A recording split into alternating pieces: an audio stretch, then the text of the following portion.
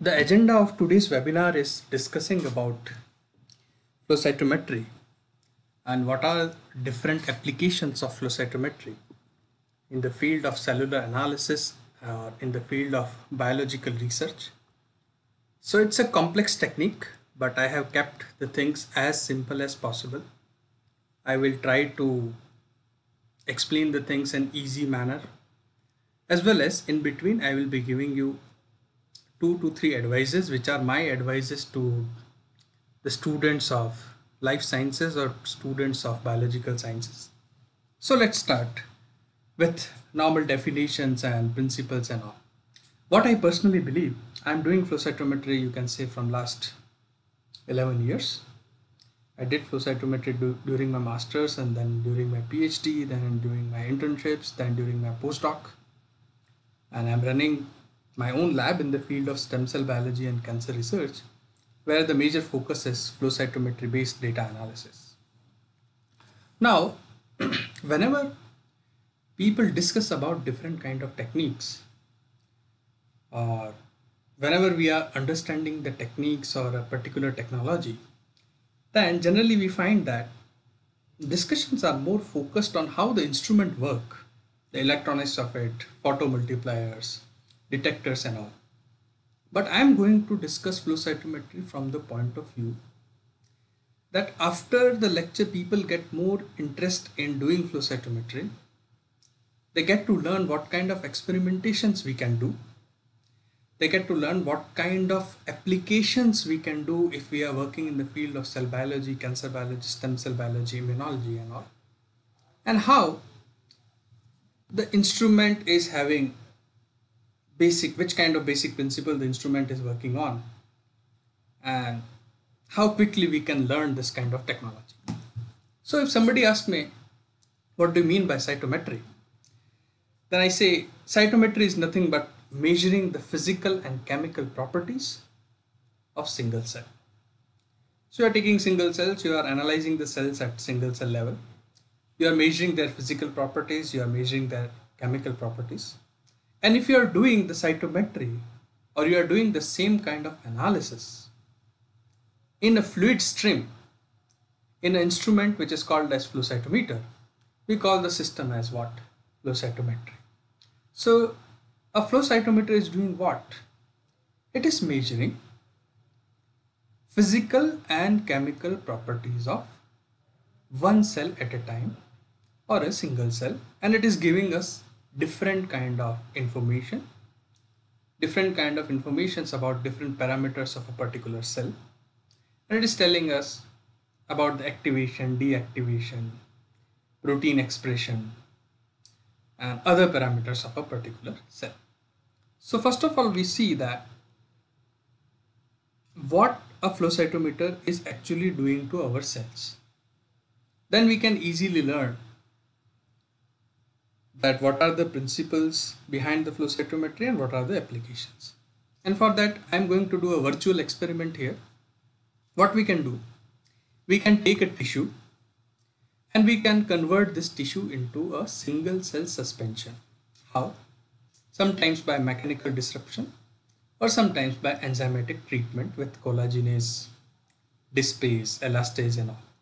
Ultimately, the aim is you take a tissue and you prepare a single cell suspension. And you put this single cell suspension into a cuvette or in a tube, and you put this tube in the instrument which is called as flow cytometer.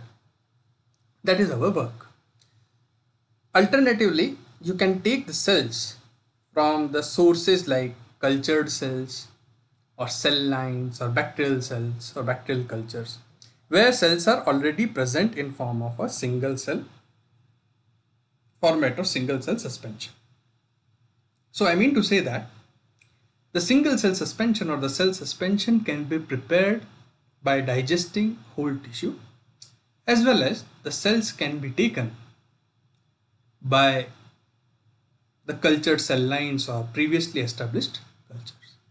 But the ultimate aim is you prepare the suspension and you put the suspension in the test tube, and that tube you put or you place in a flow cytometer. Then you do one thing, switch on. Now what a flow cytometer is generally doing. So this is our single cell suspension where cells are present as a group. The instrument is utilizing a flow of fluid from both the sides, and it is creating a single array of cells. Creating a single array of cells means the instrument is generating a situation where you are creating a line of cell where one by one cells are passing from one position to another position. Right? Now, this kind of mechanism which is done by flow cytometry is called as hydrodynamic focusing.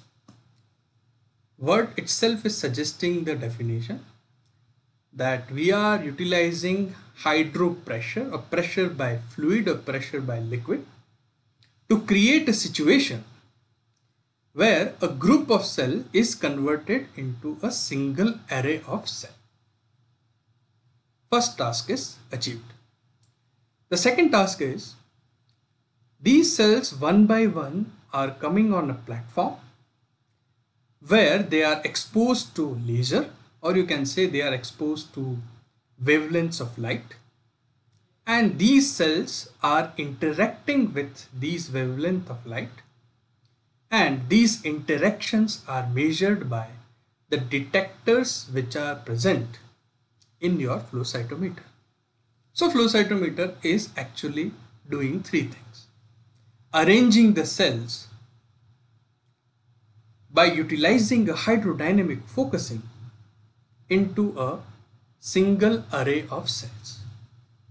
Secondly, it is exposing these cells one by one to a light source, which is a laser.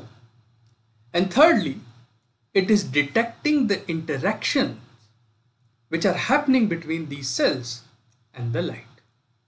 Very easy instrument to understand. Obviously, the mechanics and the electronics are the complex parts, but as a data analyst guy, I am more interested what kind of interactions are happening, and those interactions are giving us which kind of data and what we can interpret or how we can analyze or utilize that data for our research or for our experimentation. Okay, so step 1, hydrodynamic focusing, creation of a single array of cells. Step 2, interaction with laser light or a light source or with different wavelengths of light. And step 3, detection by detectors. Now, if I am able to understand what kind of interactions are happening between the cell and light, then I am able to understand that what kind of information I am going to get from what? Flow cytometer. And that is the crux, and that is, you can say, the fundamental principle behind flow cytometry. Just what kind of interaction can happen and how we are going to use those interactions to create data by which we can analyze the physical and chemical properties of target cells. Now let's see different type of interactions. So this is our cell, and from laser we are having a light beam coming. So obviously in class 11th in physics itself we have understood that there is a concept or there is a principle called as scattering of light. The same kind of scattering is happening in our case also. So when the light is coming, it can scatter at angles between 0.5 degree to 5 degrees due to the size of what? Your cell.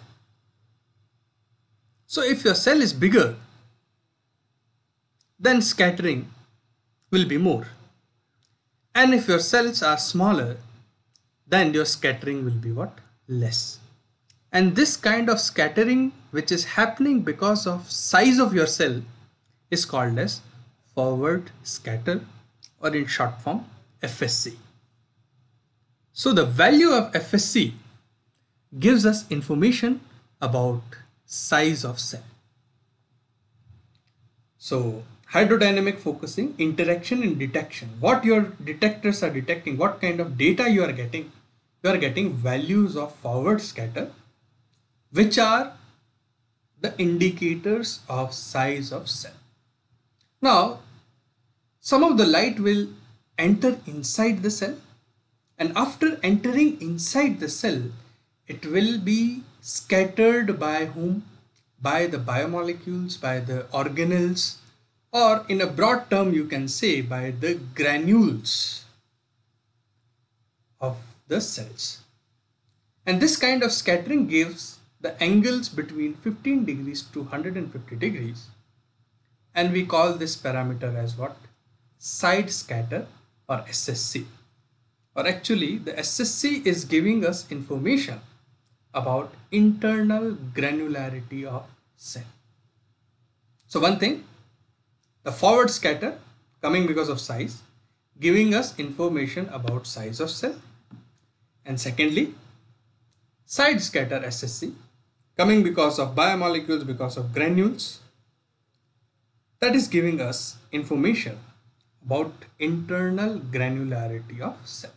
Two parameters, FSC, size of the cell, and SSC, internal granularity of cell. The third parameter we get if our cell is having any fluorescent factor which is present. Now the fluorescent factors can be of multiple types. You can have your cells expressing recombinant fluorescent proteins like GFP, RFP, YFP, CFP and all.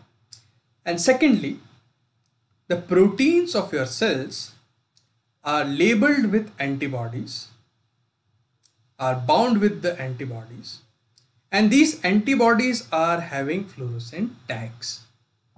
So you can have the protein expressed by the cells which can give you the fluorescence, or you can create a system where you can utilize specific antibodies against specific proteins, and these antibodies are tagged with fluorescent dyes, and ultimately your cells will be giving you fluorescence, which is actually indirect indicator of presence or absence or expression of that particular protein where your antibody is binding.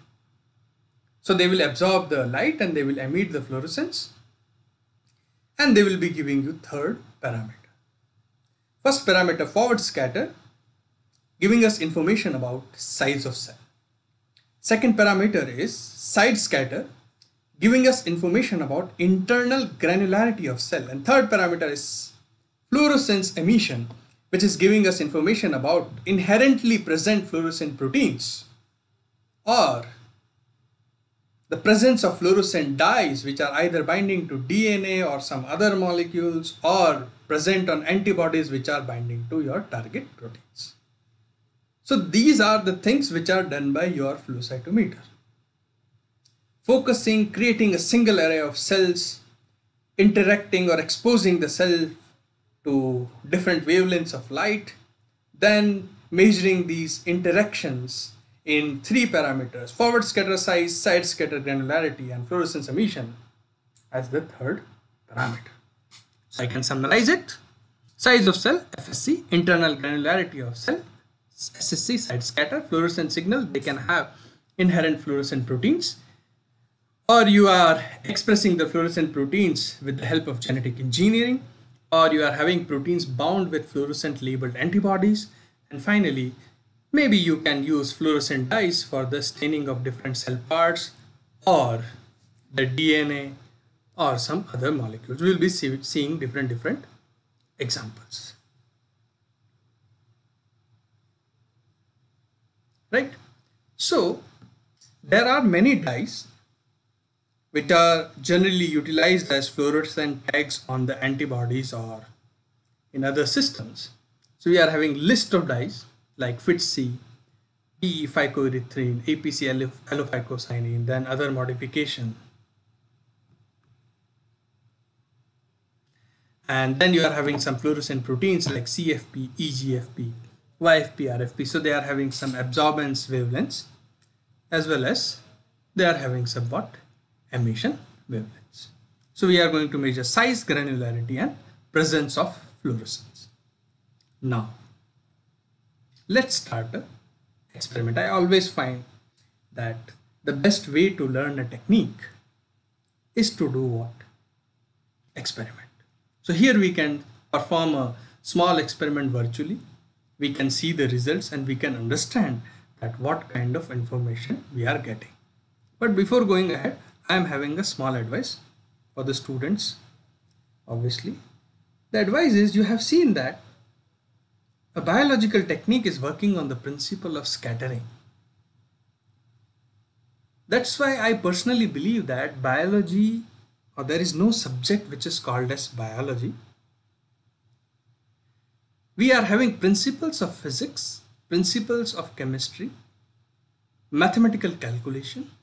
We are mixing them, and by utilizing these three things, we are trying to explain the properties of the biological system or the cell or biomolecules or so. So it is very important for the students who are really interested in making career in the research or in doing something great in the field of life sciences or biological sciences. It is very important to understand the importance of physics, chemistry, and mathematics.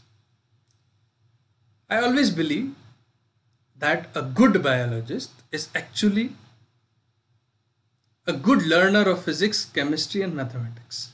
Because without utilizing these three things, it is nearly impossible to get success in the field of what?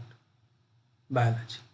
And I find some examples very intriguing. For example, if you are really understanding the chapters like electrochemistry and reduction potential and all, it means you are actually getting help to understand the mitochondrial bioenergetics or photosynthesis Z scheme and all.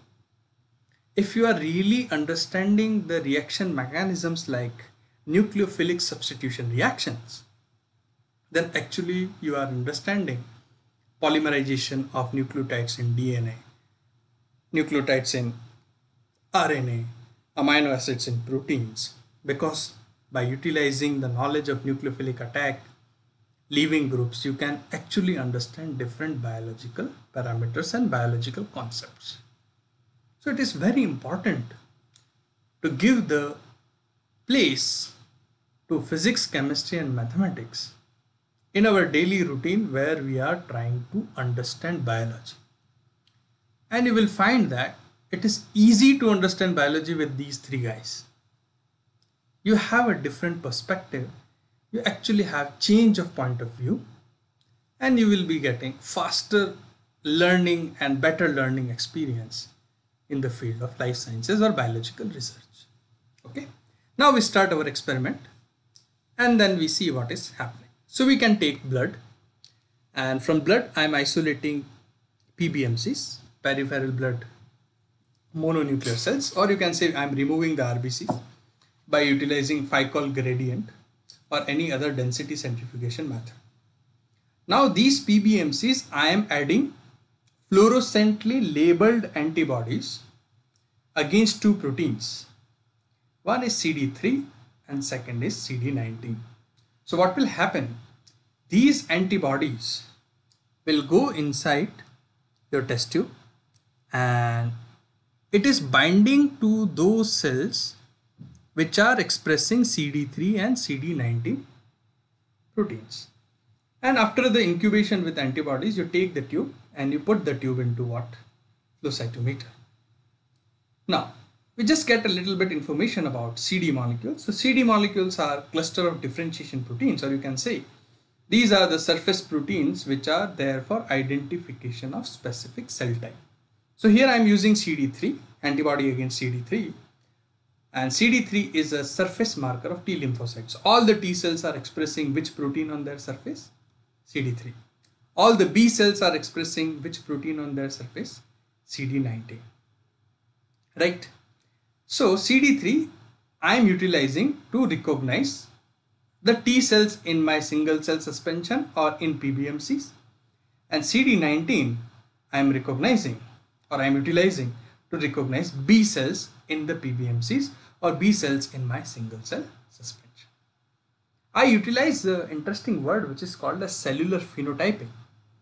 Means we know that phenotype means a set of character by which you can recognize something, right? And here cellular phenotype is means somebody asked me, can you define the regulatory T cells or suppressor T cells? Then I gave the answer, yes, I can define them by using CD markers or by using cellular phenotyping processes.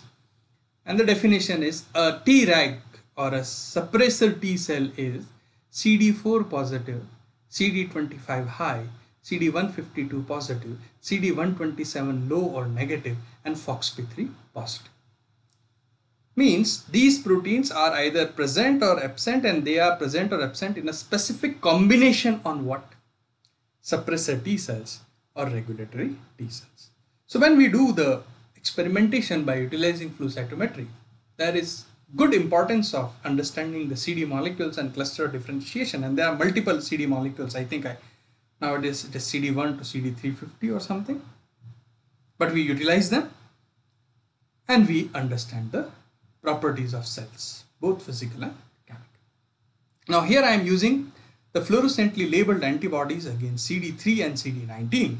CD3 to identify T cells and CD19 to identify what?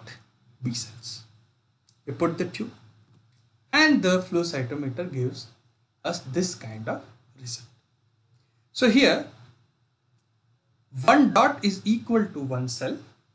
So every time your laser is interacting with 1 cell, it is plotting that plotting it on this graph. So you can clearly see that on x-axis we are having FSC, that is forward scatter. It means it is giving us information about size of cell. And on y-axis we are having SSC, which is side scatter, which is actually giving us information about what? Granularity of cell. FSC and SSC. And you can see that here we are having 4 types of populations coming. This population which are having very less values of FSC, it's simple graph. Here it is less value of FSC as well as very less value of SSC, and with practical experience we know that this is debris, or these are remaining RBCs which are dead and they are coming as debris. Second population, this is the population of lymphocytes. Means here we are having T cells, B cells, NK cells. Here we are having population of monocytes, and here we are having population of what? Granulocytes, which are containing neutrophils, eosinophils, basophils. Now you can, as everybody worked on Microsoft Paint, you can select any area. So in flow cytometry also we can select a particular area, and our software can calculate and can give us the information that in your sample 30% are the granulocyte, 3% are the monocyte, 50% are the lymphocyte, like that. So the software is doing the calculation for us. So by just putting PBMCs or blood cells into flow cytometer, we are getting the percentage of the lymphocytes, monocytes and granulocytes just by looking at the values of FSC and SSC. Very simple experiment to understand. Secondly, we have added 2 antibodies, CD3, CD19. Actually it is 3, not 5. So here what is happening, we are getting a quadrant graph which we can make in the software, and as everybody is aware with the graphs like Ramachandran plot and other quadrant graph, that you can have 4 quadrants. Here it is double negative, here it is positive for x-axis and negative for y-axis, here it is positive for y-axis and negative for x-axis, and here we are having double positive system. 1 dot is equal to 1 cell again. So these cells, they are negative for CD3 as well as they are negative for what? CD19. So these cells are not expressing CD3 as well as they are not expressing what? CD19. It means they are either they are not the T cell as well as they are also not the B cell, they are something else. Now if I look at this quadrant, then these cells are CD3 positive, they are giving the fluorescence of that dye which is present on that antibody which is binding to which protein? CD3. So these cells are positive for CD3 but negative for CD19. So these are what? T cells. Now if I look at this quadrant, then they are positive for CD19 y-axis, but they are negative for x-axis, means they are negative for what? CD3. And which kind of cells are these? B cells or B lymphocytes. T cells, we can calculate the percentage with the help of software. B cells, we can calculate the percentage with the help of software. And we are having negligible cells in this quadrant which are positive for both CD3 as well as CD19. And it is easy to understand why they are having negligible number, because we don't have a cell which is having, or which is both T cell as well as B cell, or you can say which is having the properties of both B as well as T cell. That is why we are not getting cells in this quadrant. We are getting T cells, we are getting B cells, we are getting non-B and non-T cells, something else, but we are not getting anything in this quadrant. So you can say we don't have any system in this body which shows that there are particular type of cells which are both B and T cells. Correct? Very easy experiment to do. It takes 30 minutes to perform, and you get percentage of different populations of the immune system, as well as you get the percentage of what? T cells as well as what? B cells. Now we move ahead and see other applications of flow cytometry. So there is a complex topic, compensation. I'm leaving it for today. Now the first application is people use flow cytometry for the live and dead cell analysis. How we are doing it? It is very simple. Again, you take a single cell suspension, and this single cell suspension you add a dye which is called as PI, propydium iodide. Now what is the speciality of propydium iodide? That the propydium iodide can enter inside the dead cells and can bind to what? Nucleic acids, DNA as well as RNA. And after binding the nucleic acid, it gives us red fluorescence. Okay, so we have taken the cells and we have added the propydium iodide. Now we are putting the tube into what? Flow cytometer, and we are plotting a graph. So flow cytometer is giving us data like this, where on x-axis we are having fluorescence of propydium iodide PI, and on y-axis we are having SSC, or you can say the side scatter. So you can see that there are some cells, 1 dot is equal to 1 cells, which are positive for PI, these cells, and there are some cells which are negative for PI. So the cells which are negative for PI are obviously live, because PI couldn't enter into the live cells, and the cells which are positive for PI, that is the proportion of dead cell. And this experiment takes only 1 or 2 minutes to perform, and within 1 or 2 minutes we get the percentages of live cells as well as we can get the percentages of dead cells by utilizing the idea that your dye is entering mainly into the dead cells and it is giving you red fluorescence after binding to nucleic acid material. Similarly, there is another dye which is called as 7-AAD. It does the thing differently in opposite manner. It enters into the live cell and it does not stain the dead cell. So you can utilize different type of dyes like Cytox blue, Cytox green, propydium iodide, 7-AAD, and by utilizing their fluorescence values and their fluorescence spectrum, you can find out that in a given tube or in a given population of cells, how many cells are live or how many cells are what? Dead. This is one of the easy experimentation or one of the easy application of what? Flow cytometry.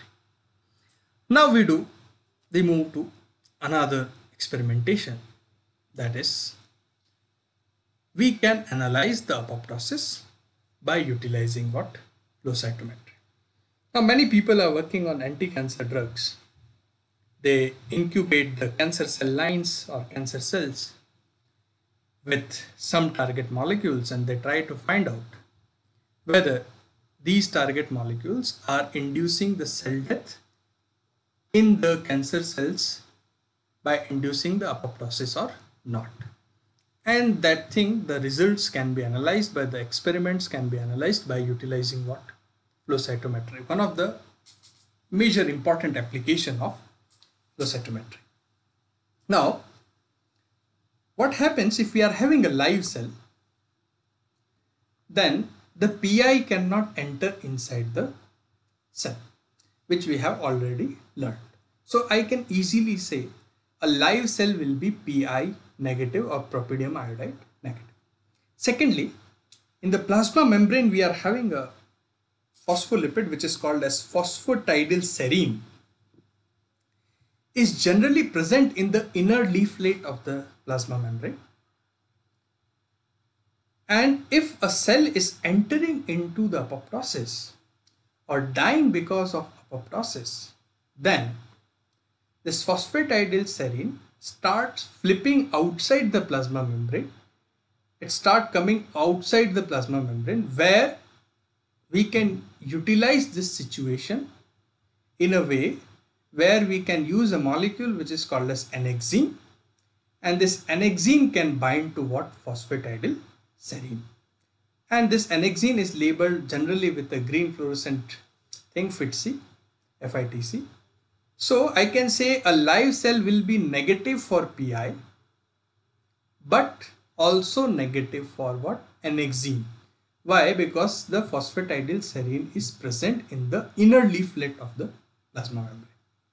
If the cell is entering into the apoptosis or showing early apoptotic properties, then it will be still negative for PI, because PI can only enter inside the dead cells, but they will start becoming positive for annexine signal because the phosphatidylserine is coming out. And if it is coming out, then it will be recognized by annexine, and annexine will be giving us what? The signal. So the cells which are undergoing the process of apoptosis, they are negative for PI, but they are positive for annexine. So double negative condition is there in live cells, but in early apoptotic system, they are negative for PI, but they are positive for what? Annexine. Finally, if your cells are dead because of apoptosis, then they will be obviously positive for annexine, but they will also become positive for PI, because the PI will start entering inside the cell. Okay.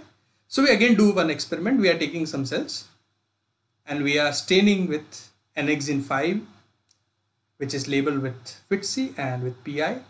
And we are putting the tube into flow cytometer, and we are making the graph between fluorescence of annexine on x-axis and fluorescence of PI on y-axis. Okay, again 4 quadrants. This quadrant is the double negative quadrant. It is negative for FITC, means negative for x-axis, as well as it is negative for y-axis. It is also negative for what? PI. So these cells are double negative, so I can say what? They are live. Now if I look at this quadrant, then they are positive for x-axis, means they are positive for annexine, but they are negative for y-axis, means they are negative for PI. And I will be saying these cells are doing apoptosis, but still they are not dead, because they are still negative for PI, this system. PI negative, annexine positive.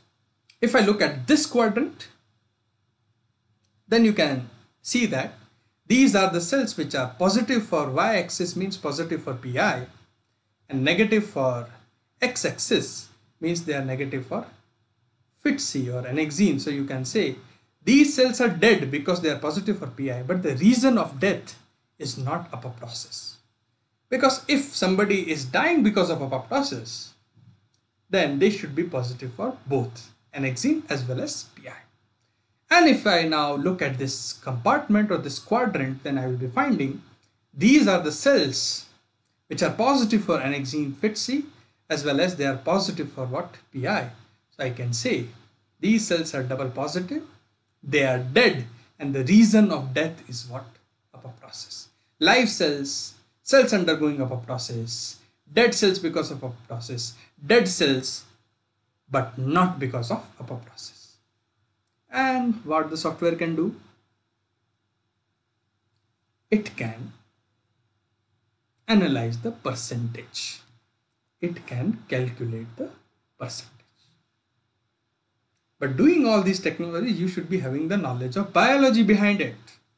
That phosphatidylserine is coming out, it is annexine and apoptosis, and dead cells means PI will be entering. Everything is starting with the knowledge of your biology. Ultimately, technique is taking over and giving you the numbers, right? If you do the same experiment with the anti-cancer drug which is able to induce the apoptosis, then you can see that cells in this quadrant and this quadrant increasing on higher concentration, they are increasing again in the percentage. Very easy to understand.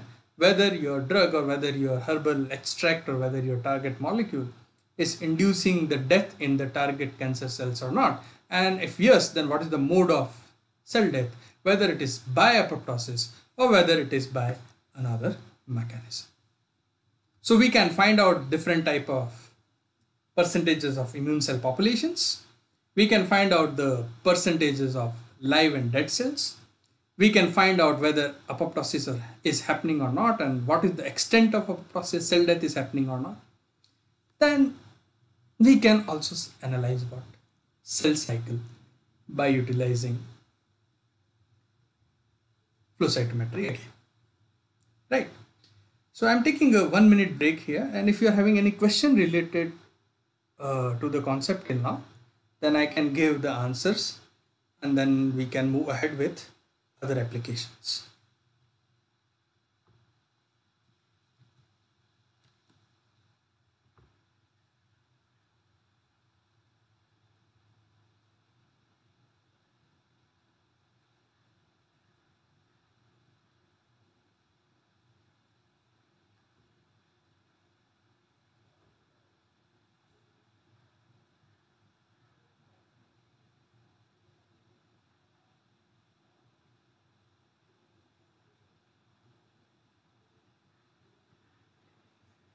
So the quadrant are not created by the instrument. We are creating the quadrant based on our experience that where should be the positive signal or where should be the negative signal. So the quadrant place and the gating strategy is designed by ourselves by utilizing our previous experience about the fluorescent signals and by utilizing some negative controls or by utilizing some unstained cells. We decide this is the boundary of something positive and this is the boundary of something negative. So the instrument is not giving you the analysis. Instrument is just measuring the data, measuring 3 parameters and giving us the percentages in the area which we are making. Right?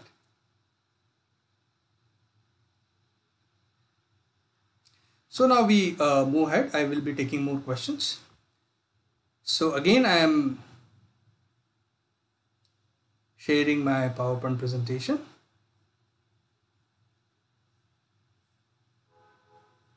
It's not the protein, it's the lipid molecule, phosphatidylserine. Phosphatidylserine. Annexine is able to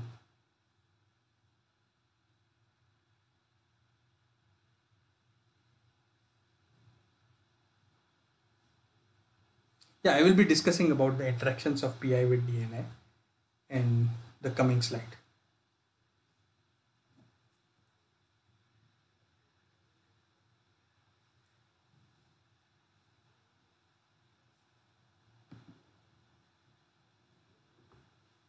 So we can do the analysis of cell cycle by utilizing what? The cytometry. So again, what we do, we are taking the cells and they are fixing them, we are permeabilizing them with buffers, detergent, and with the help of alcohol, and we are staining the cells with what? PI. So since the cells are fixed, then PI will be entering into every cell, and finally we are putting the tube into what? Flow cytometer. Now if I look at the cell cycle, then I can divide the cell cycle into three parts based on what? DNA content. The first thing is the G1 phase, where you can say the cells are having 46 DNA molecules. Then you are having G2M phase, where the replication has already been done in the S phase and they are containing 92 DNA molecules. So G1 with 46 DNA molecules and G2 92 DNA molecules. And the S phase is a phase where DNA replication is undergoing, so the DNA amount or DNA quantity is in between the 46 to 92. Okay, so when we are putting these cells after interacting with PI into the flow cytometer, then we can create a histogram where on x-axis we use the fluorescence given by the PI, and on the y-axis we put what? Cell count, and we are getting this kind of graph. So what this graph is showing us, that again graph can be divided into three parts. This peak is having the least DNA amount or least DNA quantity. So we say that this peak is equivalent to Z1 phase, where you are having 46 DNA molecules. And this is with highest DNA quantity. We can say this is G2M, 92 DNA molecules. And you are having S phase in between, where different quantities of DNA molecules are present in different cells, because some cells are at the mid of the DNA replication. Some of them have already nearly finished the DNA replication. Some of them have just started the DNA replication. And the software can calculate area under the curve and can give you exact cell count or percentage that these many cells are present, or this percentage of cells are present in Z0, G1, or these many cells are present in G2M phase, or these many cells are present in what? S phase. So you can find out that what is the exact percentage of cells in your population which are present in G1 phase or S phase or in G2 phase, because there are so many drugs which stops the cell cycle, which arrests the cell cycle, and for that kind of analysis the cell cycle can be explained by utilizing what? Flow cytometry, and you can calculate the percentage. And I have taken one very interesting example. So for example, here the cells are not treated with any drug. So you can see that you are having cells in G1, then you are having cells in S, as well as you are having cells in what? G2. Then you are treating the cells with a drug which can arrest the cells in G1 phase. So you can see that your S phase and G2 cells are gone. And paclitaxel, which is known to block the tubulin fiber formation, or you can say tubulin polymerization. So spindle fibers will not form. So cells will pass through G1, will enter into S phase, will do the replication, but will be arrested in G2. So you are having only the peak of G2 because all the cells are reaching to what? Getting arrested to what? G2 phase. Correct? So you can identify the cell cycle blockers or cell cycle arresting drugs or cell cycle arresting molecules just by utilizing one simple information, that the DNA content can be identified by utilizing PI as a dye, because it can go inside the dead cells or fixed cells and it can interact with the DNA. Now, the complex application, that is what? Immunophenotyping. Now, immunophenotyping means Now we want to analyze different types of populations in the PBMCs, and we can do a multicolor analysis or a multi-parametric analysis. So again, we are isolating PBMCs from blood, and we are staining them different antibodies like CD3, CD4, CD8, 19, 25, 14, CD33. And after the incubation, we are putting the tube in the flow cytometer. Okay.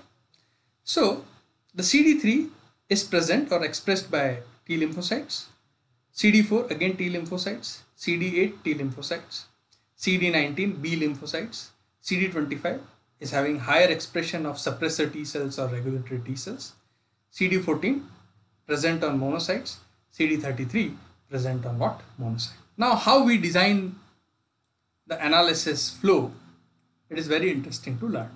So initially the first graph will be between forward scatter and side scatter, where you are getting three populations: lymphocyte, monocyte and granulocyte.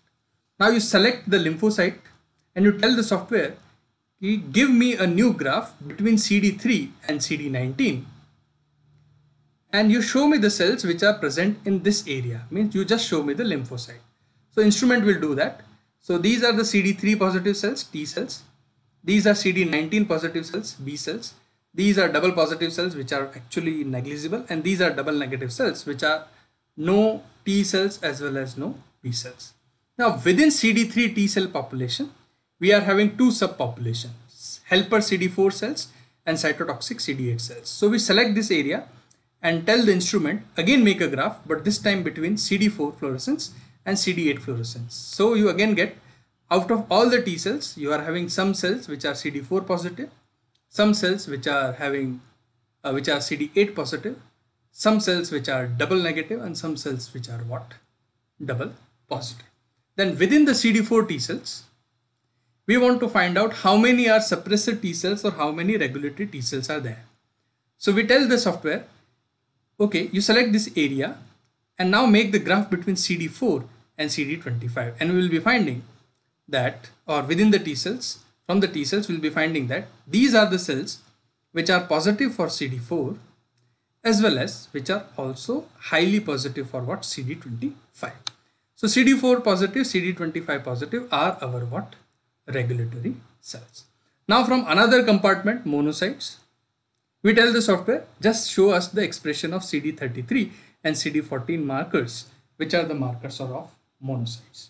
You start adding the antibodies, you start making the experimentation complex, and you can analyze different types of populations at a time. You can do the immunophenotyping. The same thing can be done for cancer cells, the same thing can be done for cancer stem cells or normal stem cells or different type of other immune populations and all.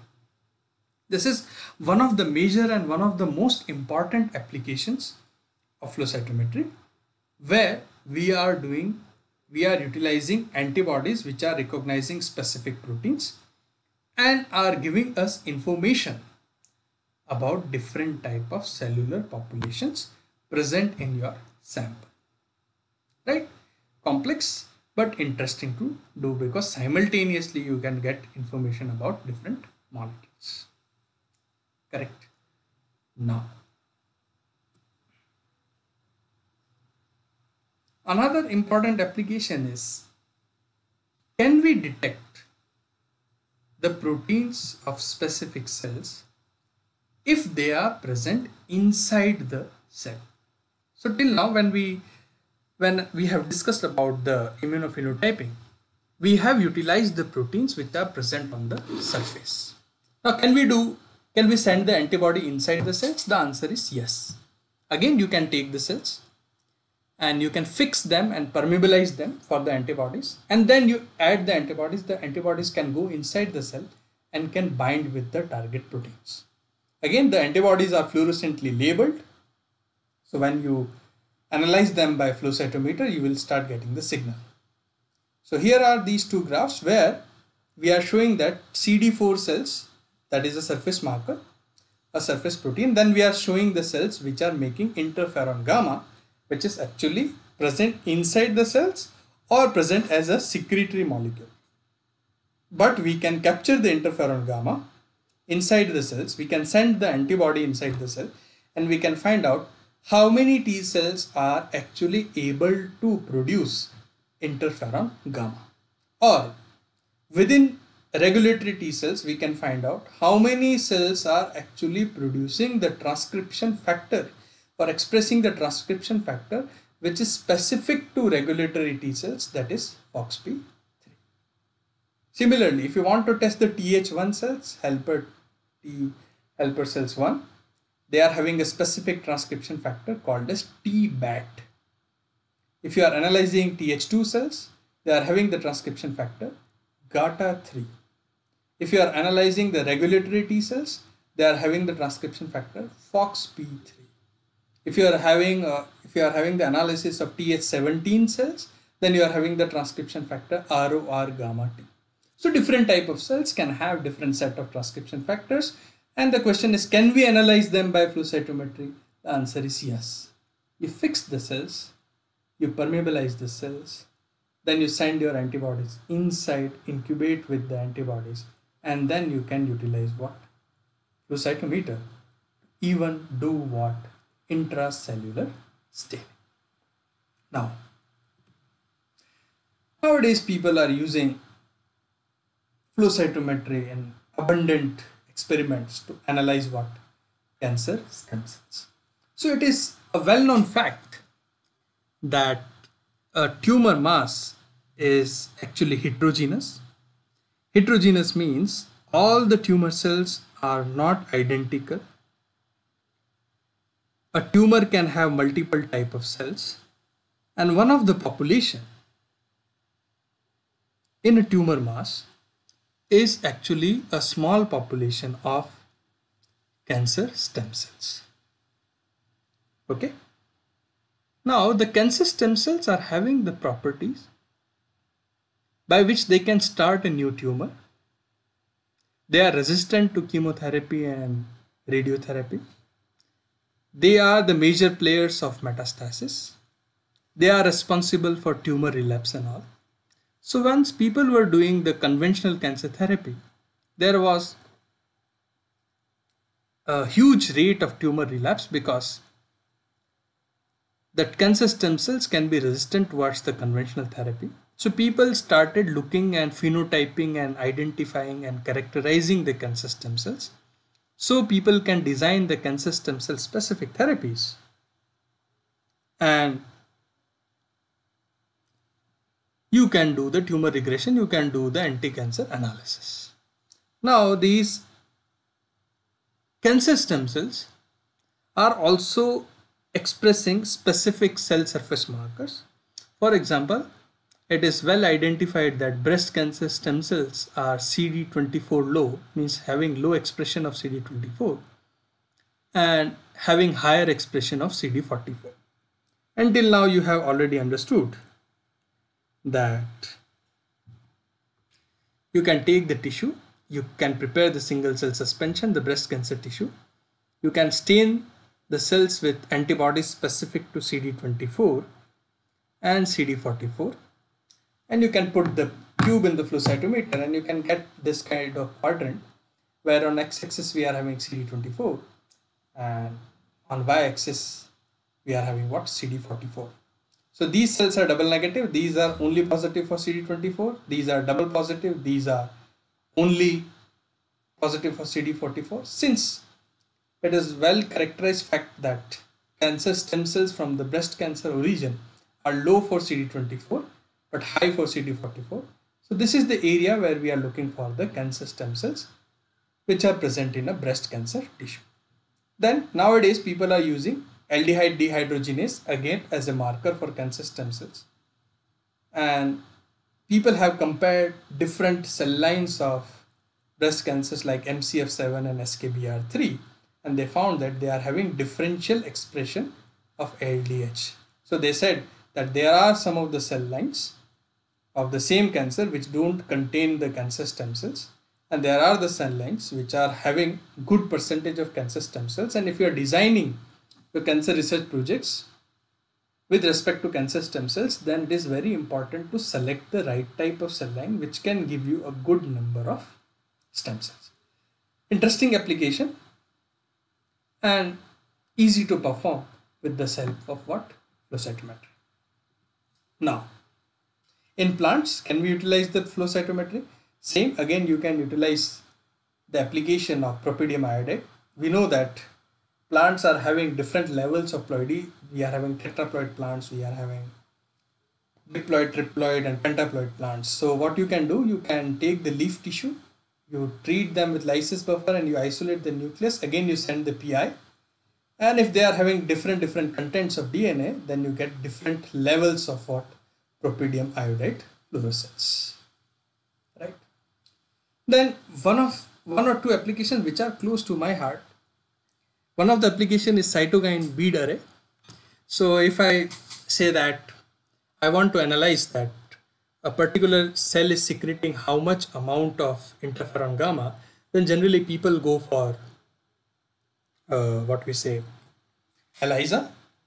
But in ELISA, with one kit you can analyze one substance or one type of cytokine, and if you want to do a multiplex analysis, then it is difficult to buy and it is a time-taking process if you are utilizing still the ELISA. But with flow cytometry, we are using cytokine bead array methods where you can analyze 12 to 18 cytokines or 12 to 18 secreted molecules growth factors in single sample in 25 minutes, and you can get the values of their secretion in terms of picogram per mL separately. That saves my time, as well as I can do high throughput experimentation. And in our instrument, we are running 100 samples a day to do what? Cytokine bead array analysis. Now, one experiment I really want to show, which was done in our lab, and I like this experiment a lot. So, we wanted to analyze the effect of drug molecules on a pathogen which infects the RBCs. Okay. So what happens generally when people test the drugs on these pathogens, what they do, they grow them into plate and they put their drug and they see whether they are dying or not. But we wanted to see whether our drug is working against these pathogens in their natural environment or not. And what we have done, we have taken the RBCs and we have added the propydium iodide. And we were not getting any signal because it is true, RBCs don't have their DNA molecules. They don't have nucleus. So signal of the DNA bound with PI will not come from the RBCs. Then we have infected with RBCs with the pathogen and then added the PI. And the signal was coming. Reason is simple. The PI is going inside and bind to the DNA of pathogen. So this is the peak. This is the percentage of what? RBCs which are giving positive signal. It means the RBCs are infected with that particular pathogen, or RBCs are present with that particular pathogen. Now you treat the system with the drug and then you compare the percentage, whether the rate of infection is going down or not, whether the load of infection is going down or not. And why it is interesting, because by utilizing flow cytometry, we are able to analyze the effect of drug in the natural environment of the pathogen, which is more authentic, what I can say, right? Then there are other applications. In HIV, people are utilizing the flow cytometry to find out the CD4-CD8 ratio, or to find out the count of CD4 cells, which is one of the important analysis for HIV infection. People nowadays are utilizing immunophenotyping antibody panels for the diagnosis of different blood cancers. People are also analyzing different type of phytoplankton because they have different kind of autofluorescence. In food safety, it is being used. In immunophenotyping of adult stem cells, iPSCs, embryonic stem cells, it is getting used. They are even utilizing in the sperm analysis. By flow cytometry, we can analyze the mitochondrial potential. We can analyze different signaling pathways for plant cells. We can analyze for the DNA content, as well as we can analyze circulating tumor cells in the blood and all. So ultimately, when people say that, what is the major limitation of flow cytometry, then I always give the answer. Imagination is a limitation. So if we are having the knowledge of biology, If we are having knowledge of already identified proteins, then we can set up whatever experiment we want to do with the help of flow cytometry. So this was it from my side, guys.